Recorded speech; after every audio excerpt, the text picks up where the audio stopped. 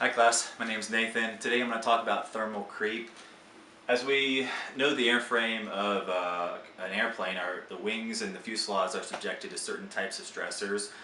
Thermal creep mainly occurs in the turbine or in the jet engine of an airplane, and we'll talk about why that occurs here in a second. Thermal creep is defined as a slow shifting of material from one point to another, and importantly, this occurs below the material's yield strength. So we look at a stress-strain diagram of aluminum. We can see strain on the bottom and stress on the side. And from what we've known so far when we're talking about stressors and applied stress and factors of safety, is that the deformation of material doesn't occur within this linear elastic region. With thermal creep, that's not true. The reasons for that is when you apply a high temperature plus a continued amount of stress, you can get a shifting of material below that linear elastic region. The temperatures inside of a turbine engine can reach up to 2000 degrees Celsius, so that's where our heat's coming from, and then the constant rotation that occurs from that turbine is going to be your continued stress. If you don't have either the temperature or that continued stress, the stress is reversing or only intermittent in nature, thermal creep is not a risk of that component. We have three stages of thermal creep. We have the primary, secondary, and then the third stage is called the tertiary stage.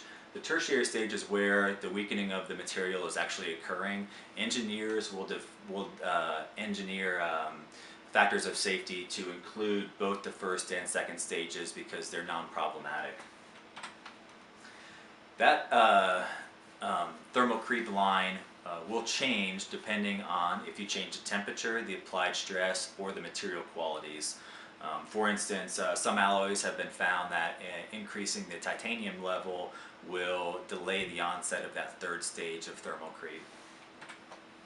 The inspection process currently is just visual inspection, which requires taking off access panels for the engine and looking inside.